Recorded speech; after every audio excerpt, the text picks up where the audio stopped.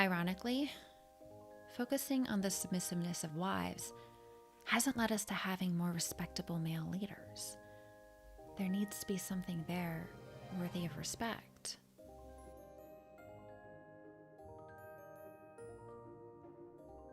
Wifely submission. Should wives obey their husbands? Isn't that a bit outdated? I mean, women aren't kept at home anymore, right? Now, the vast majority of people who have heard commentary on this teaching have heard it from middle-aged to older men. So I figure I ought to milk the thing I'm best at, which is effortlessly existing as a female, and bring forth my own commentary on this, that perhaps those men up on pulpits might find satisfactory, and share with those who would appreciate a woman's voice on this matter. Let's begin with one of the readings which inspires this wifely submission, which I have firsthand seen turn extremely toxic within Christian communities and families. From Ephesians chapter 5. Brothers and sisters, live in love as Christ loved us. Husbands, love your wives, even as Christ loved the church and handed himself over for her to sanctify her, cleansing her by the bath of water with the word, that he might present to himself the church in splendor, without spot or wrinkle or any such thing, that she might be holy and without blemish. So also husbands should love their wives as their own bodies. He who loves his wife loves himself. For no one hates his own flesh, but rather nourishes and cherishes it, even as Christ does the church, because we are members of his body.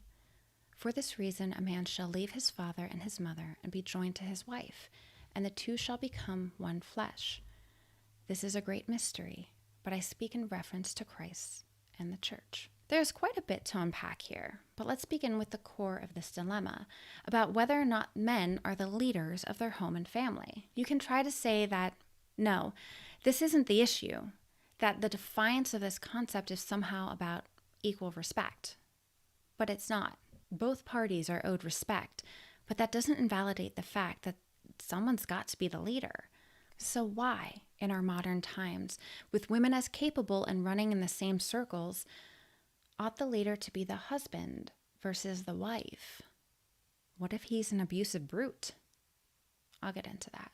Now, women will bristle at the idea that they ought to be submissive to their husbands, but I never quite understood why. You see, nature clearly indicates that there can be but one highest leader above small groups of others, which is what a family is, a tiny tribe. And while women are the generals of their home, their husbands are still the presidents. Pointing this out isn't to somehow say that women are lesser than men. It's simply pointing out that the natural leader within a family unit is the bigger, stronger one who can more easily physically defend against invaders and who has been charged with the responsibility to provide for the family. Women, if they are not working for money outside the home, still provide, but in order to get the raw materials to create what provides and nourishes others, she still relies on someone working to gain access to that ability to provide. Insofar as men not being allowed input, imagine a person working and then not being the one who has a final say as to how the money is spent. Imagine thinking someone else should give you all their money and that you are not entitled to a voice in how it is spent. I'm looking at you, U.S. government. Yes, women can work and bring money into a home, but men were specifically charged with toiling. It is their obligation. For women in a family unit, it's morally optional. The men, quite honestly, got the short straw when it comes to existence. Yes, I can already hear the screeching, since this is a concept that's not widely accepted. Men are the privileged ones. After all, it's not them who go off to war, work the most dangerous jobs, and have the obligation to provide for the mouths they create. Oh, wait. Personally, I greatly enjoy being a female and routinely remind my husband that his existence must be just awful. Yes, I know, you're already considering those countries where women are treated subhuman. With all that just happened in Afghanistan, it's been on my mind a lot too.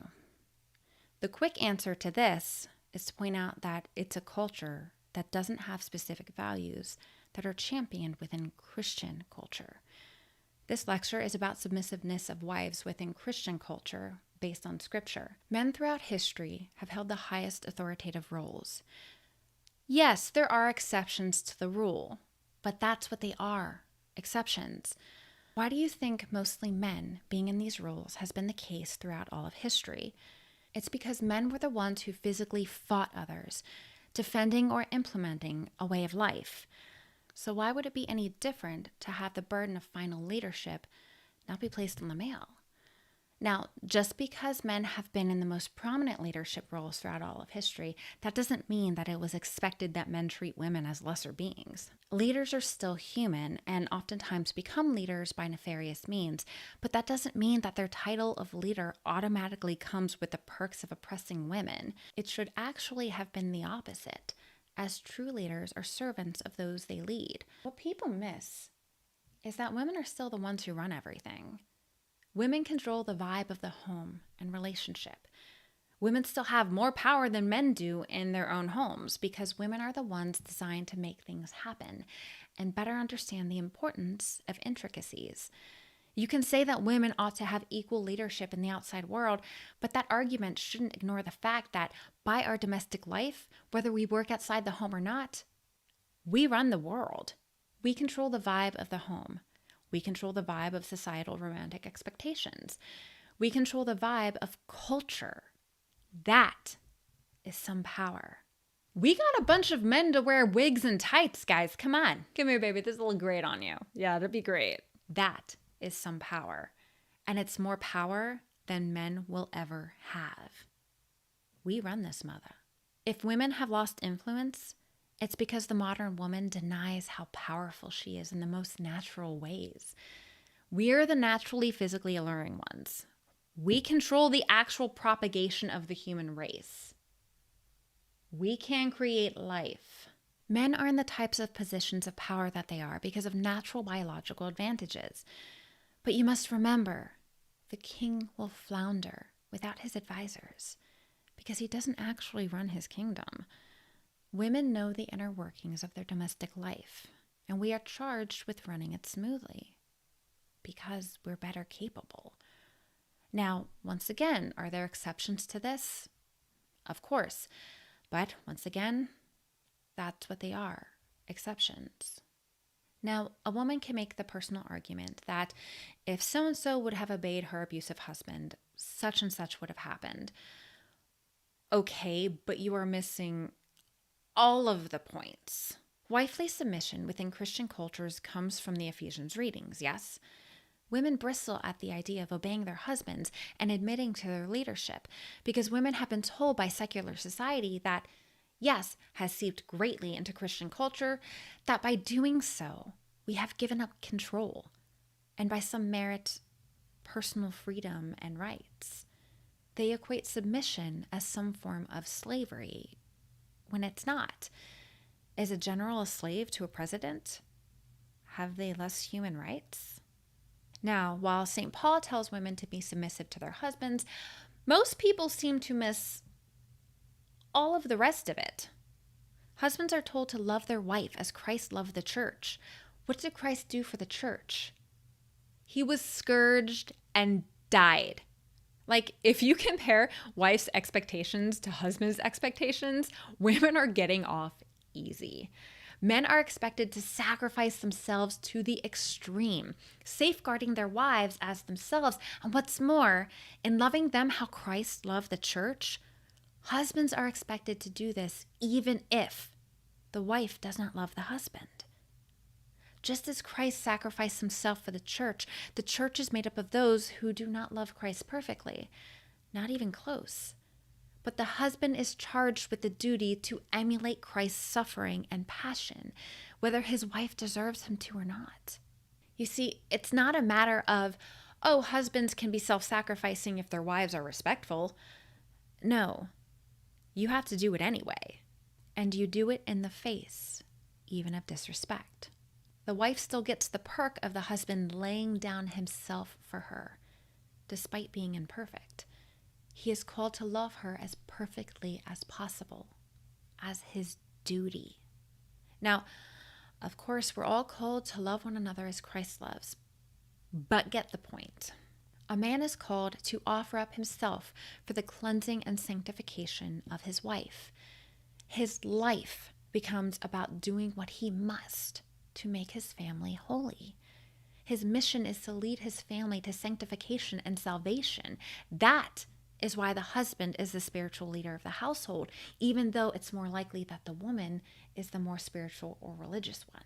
Children subconsciously understand that their fathers are the leaders, which is why it's so harmful for women to take fathers away from their children, unless actual abuse is taking place. I've seen a lot of good men have to settle for 50% custody or less because the mother of their children decides she's just not into the relationship anymore. She decides snide remarks are downright abuse. But that's a whole other issue. An issue about how children are robbed of seeing true leadership in action, and now our society's fallen apart. Now, I said I'd address this. The point isn't that men ought not be leaders because they are lacking. It's that men aren't stepping up to their natural role as leaders. The very first thing a husband should do in order to lead is to love his wife. That is, love her more than himself and put her even before their children. This example is vital for an emotionally healthy family and to encourage their children to end up in a healthy relationship themselves. The need for spouses to do this for the good of their children is another video I'll get to. So if a man does not love his wife, devoting his very existence to her well-being as the first step as head of the household, he is not acting like a true leader. Does that mean wives ought to divorce their husbands immediately? Absolutely not. Honestly, if you take a look around, the quality of men isn't so high anymore. Men have had their natural masculinity beat down and told by women that they don't need them. They take refuge in pornography due to rejection and thusly lose all ability to love a woman at all. And listen, this is very important. It's a horrible, slippery slope when a male feels rejected and disrespected, and his self-concept that he isn't worthy of respect then becomes self-fulfilling. He's told he's not a leader, so don't even bother trying. But men are born to lead. Not everyone, but their own tribe. Even in a relationship where the female is an alpha female, unless her husband, alpha or not, steps up to the plate and makes her feel protected and provided for, there's going to be an issue. Men must first lead by loving and nurturing their wives. And this is what we ought to be focusing on in Christian culture, as well as culture in general, instead of simply telling men they are incapable and not worthy of respect or opportunity because they are dispensable and I am woman, hear me roar. Ironically, focusing on the submissiveness of wives hasn't led us to having more respectable male leaders. There needs to be something there worthy of respect. Men say that they want submissive wives, but the reality is that a submissive wife is an impossibility if she hasn't a husband who acts like a leader. The reality is that a man cannot have a submissive wife if his wife needs to rise to the role of leader in a home. A woman cannot then be submissive to her helpmeet. The clincher is that more and more often men do not want to be the household leaders, since being a leader isn't fun. Being a leader requires self-sacrifice, and honestly, it's the short end of the stick. Men don't want the short end of the stick due to our naturally indulging desires, so they sit back and have their wives rise to the role of domestic leader and complain then that their wives are not submissive to them. What are wives expected to be submissive to? That's when the concept of submissiveness gets muddled and confused. Being a submissive wife does not mean being a slave who does whatever you want. It does not mean that she is not allowed a mind, opinion, or feelings, or that she must agree with whatever the man of the house wants. No, it means that she is a helpmeet to a leader. Being a leader requires that you be a provider and protector, that you love your wife in a self-sacrificial way. If you do not do these things, you are either not a leader or a poor leader. If you are not a good leader, You cannot expect a wife to be submissive to you, since you cannot be trusted to put the good of your family above yourself. No, she who must rise to the task of leadership because her husband does not, is then rendered incapable of being submissive to him. He cannot make the calls. He cannot run the ship. He is no longer the captain because he has thrust his wife into this role out of laziness or sheer inability to lead. And our society isn't exactly approving of authentic male leadership at this moment. So a typical man's inability to lead is mostly due to that. They never learned. The best chance they've got is a strong, personal male role model. And our nation's young men aren't getting any. But men, if you ask yourself why your wife isn't submissive, you might do better to ask yourself, am I a loving provider and protector? These things include emotional, mental, physical, financial, and spiritual health and safety. If you are not, then it is unfair to expect your wife to be driven to treat you with the respect you desire. After all, she is too busy filling her role. It is also the leader who's expected to sacrifice themselves for the good of those whom they serve. Therefore, men ought to step up to be the ones to sacrifice their bodies, their well-being, before he lets a woman take that place. A real man wouldn't expect a woman to suffer when she wouldn't if he did. That's manliness 101. It comes right back down to men being expected to love their wives as their own bodies. I have 2 other videos that touch down on this topic. The most popular video I've ever made is about what men really want. Women, I encourage you to view that. And men, I encourage you to view its counter video, what women truly want. So, what are you going to do? What's your role? What's your mission? I'm Regina Lux with Veritas on the Rocks. Now, ignite the truth and boldly go.